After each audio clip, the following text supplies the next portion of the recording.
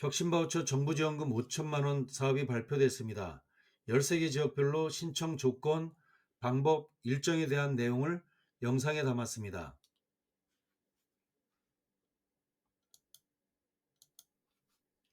5천만 원 지원하는 혁신바우처 언제, 어떻게 누가 신청해야 할까? 좋아요, 구독, 알람 설정은 영상을 만드는 힘입니다. 2023년도 1차 중소기업 혁신바우처 사업이 공고됐는데 13개 지역별로 약간씩 차이가 있습니다. 지금 현재 13개 지역 중에서 10개 지역이 발표됐고요. 대략적으로 3월 말에 대부분의 신청이 마감되고 4월 초까지 가는 지역이 별도로 있습니다. 이번 지금 약 2주 정도 약간 넘게 남았는데 그 기간 동안에 각 지역에 계신 대표님들 내가 속해 있는 지역은 마감 기간이 언제인지 잘 살펴보시기 바라고요. 특별히 1차라는 사실 기억해 주세요. 그 말은 하반기에 2차 추경이 조금 있습니다. 그러나 그때 다시 도전한다는 생각 마시고 지금 기간 얼마 안 남아 있을 때 최대한 집중하셔서 도전하시면 좋을 것 같습니다. 5천만 원 지원하는 혁신 바우처는 크게 혁신 바우처 일반 분야와 탄소 중립 바우처로 나눠져 있습니다. 최대 정부 지원 사업의 정부 지원금은 5천만 원인데 자부담은 매출액에 따라서 10%에서 50%로 달라지고요. 탄소 중립만 자부담이 10%로 구분되어 있습니다. 정부 지원 사업이 무상 자금이 참 다양한데 오늘 영상은 제조 혁신 바우처, 탄소 중립 바우처 두 가지 내용을 중점적으로 다뤘습니다. 혁신 바우처는 2021년도 영상부터 특히 작년 영상에는 세부적인 합격 전략, 그리고 신청 조건, 세부적인 방법, 그리고 총정리편에 이르기까지 영상을 여러 건을 다뤘습니다. 세부적인 것 작년 영상 참조해 보셔도 좋을 것 같고요.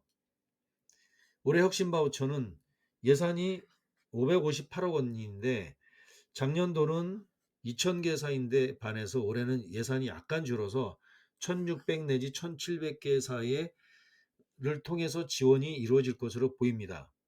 따라서 경쟁이 치열할 것으로 예상되기 때문에 다음 영상은 합격하는 방법에 대해서 별도 영상을 따로 담았습니다. 지역별로 1등부터 1600등을 이렇게 일률적으로 뽑는 것이 아니라 예산을 지역별로 나눴습니다. 2022년도는 경기가 한 500개사 정도로 되는데 올해는 약 370개사 정도로 좀 줄었고요. 이렇게 올해 1600 내지 1700개사에 해당하는 것을 각 지역 지방청별로 세부적으로 나눴습니다. 지금 이것은 추정치이기 때문에 정확한 숫자가 아닌데 서울은 155개사 정도를 선정할 것으로 보이고 부산은 145개, 대전은 60개사 이런 식으로 각 지역별 예산과 중소기업의 규모에 따라서 그리고 여러 가지 역학관계에 따라서 약간의 조정은 있을 수 있다는 것 기억하시기 바랍니다. 따라서 1600, 1700에서도 약간 늘어날 수도 있고 이것은 다소 편차는 존재한다는 것 감안하시면 좋겠습니다.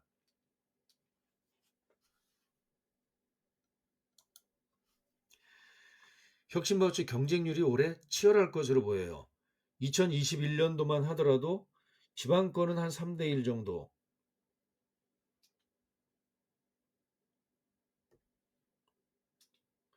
지방은 3대1, 수도권은 5대1인데 반해서 작년에는 좀 배수가 한 4대1 정도로 늘은 것 같습니다. 물론 지역별로는 약간 편차가 있었던 걸로 추정을 하고요.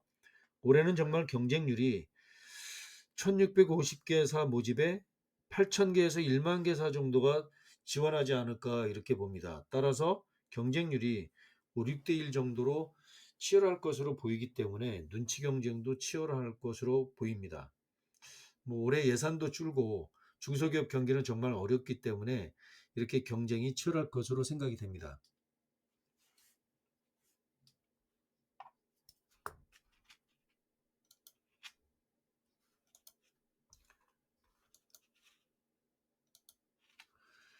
혁신 바우처는 지역별 중점 업종을 지원하는 것인데 거기에 가점을 둬서 지역별로 어떤 특색 있는 업종을 지원을 합니다. 한번 서울 한번 볼까요?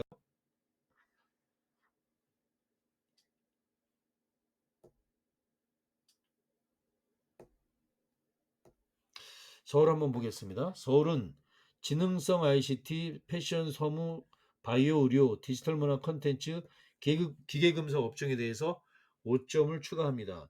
서면 평가에 한다는 거예요. 서면 평가 이후에 현장 평가를 하는데 현장 평가 때가 아닙니다. 서면 평가에서 대부분 당락이 결정돼서 서면 평가에 1.5배수로 뽑는다는 것 제일 중요합니다. 그 다음에 1.5배수로 뽑고 난 다음에 현장 평가에 딱 0.5배수만 탈락시킨다. 대략 이런 식으로 보시면 됩니다. 따라서 1차 평가에 어떤 사활을 거시면 좋을 것 같습니다. 4월 3일이 마감이죠. 서울 지역은 영상 게임기 제조업, 전자오락실 게임 장비까지 이런 식으로 디지털 문화 콘텐츠 업종을 추가했네요.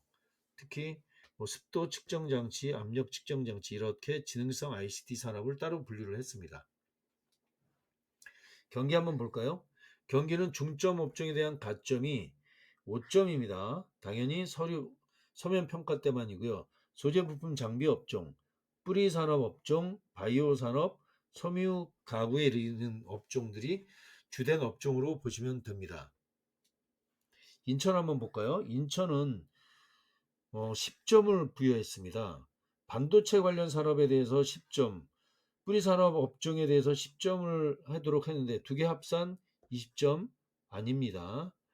3월 29일이 마감이니까 반도체나 뿌리산업에 해당하는 업종에 대해서는 집중적으로 도전하시면 좋을 것 같고요. 인천 지역에 특히 남동공단을 중심으로 뿌리산업이 광범위하게 이렇게 퍼져 있습니다.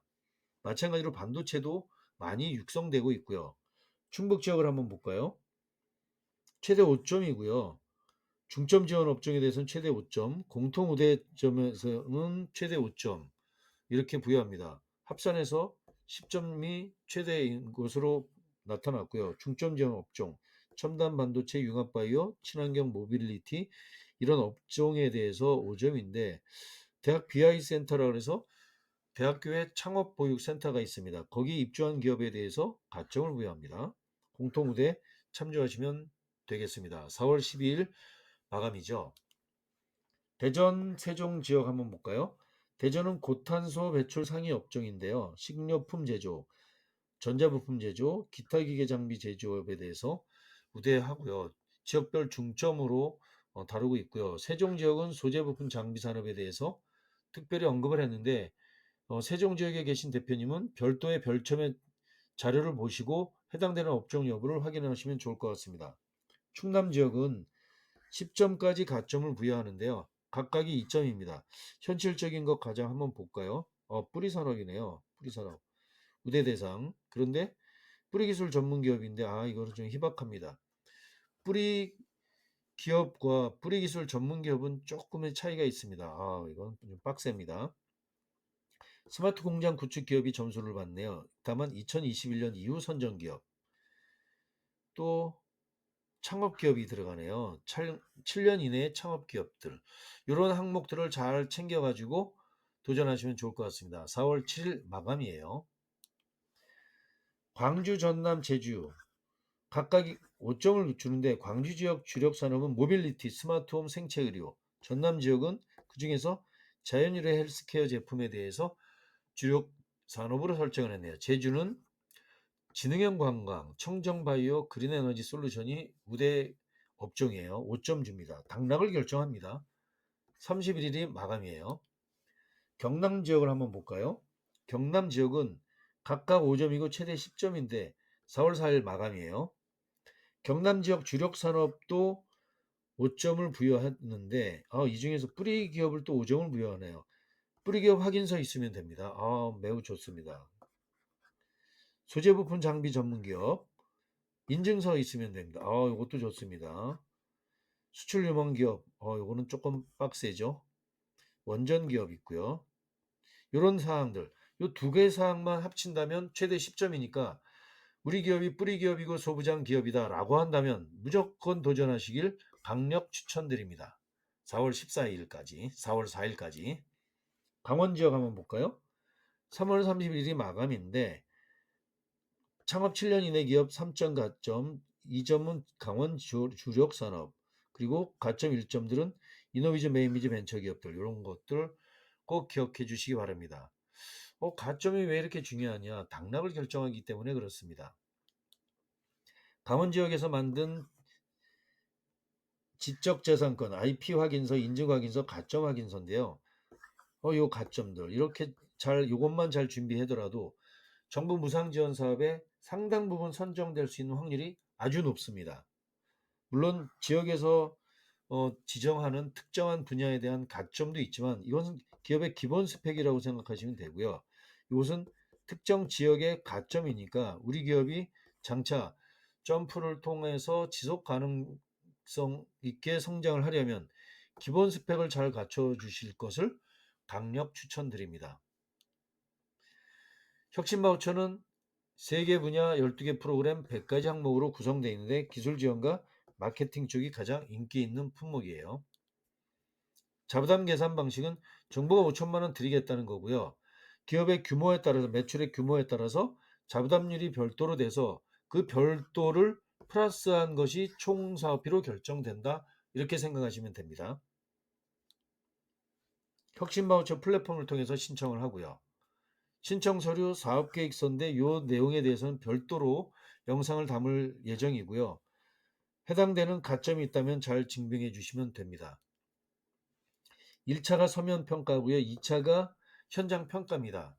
1차 때 1.5배수로 선정을 하고요. 그거 선정해서 2차로 넘겨서 현장 평가한다는 이야기입니다. 즉 서류에서 탈락해버리면 현장 평가 아무리 발표를 잘하고 설명을 잘하더라도 소용이 없죠. 일단 1.5배수 안에 들은 것, 그게 바로 가점이라고 하는 거죠. 그게 기업의 스펙, 이게 당락의 결정 요인이라고 감히 말씀드립니다. 1차 서면 평가에서 1.5배수 내외, 약간의 편차는 있겠죠. 2차 1.5배수를 2차에 붙여서 단 0.5배수만 탈락시킨다, 이렇게 보시면 됩니다. 따라서 다음에 합격 비법에 대해서, 방법에 대해서 별도 영상을 다룰 테니까 그 영상도 참조해 주시면 좋겠습니다. 혁신 바우처 중에서 탄소 중립은 10개의 고탄소 배출 업종들을 별도로 담았는데 자부담이 딱 10%밖에 안 되니까 이 해당하는 업종의 대표님들 이것도 같이 도전해 주시면 좋을 것 같아요. 자부담이 10%밖에 안 되는 것, 그러나 탄소 중립 컨설팅 1,000만 원은 반드시 집어넣어서 프로그램을 짜야 됩니다. 탄소 역량을 평가한다는 것, 그것이 탄소 중립 바우처의 차이점이에요. 내매로 이루어졌지만 대표님의 그런 기업의 내용과 경쟁력 그리고 미래 지향성들을 잘 반영해서 사업계획서를 작성하시면 좋을 것 같습니다. 어려움이 있다면 별도로 상담 신청해 주시면 됩니다. 정리합니다. 혁신 바우처는 올해는 일반 바우처와 탄소 중립 바우처 그리고 재기 컨설팅 바우처로 이루어지는데 같은 5천만 원이지만 탄소 중립은 자부담이 10%고 비슷합니다. 혁신 바우처는 3가지 분야에 대해서 지원을 하고요. 매출액에 따라서 자부담 비율이 약간씩 다르다라는 것 기억하시면 됩니다.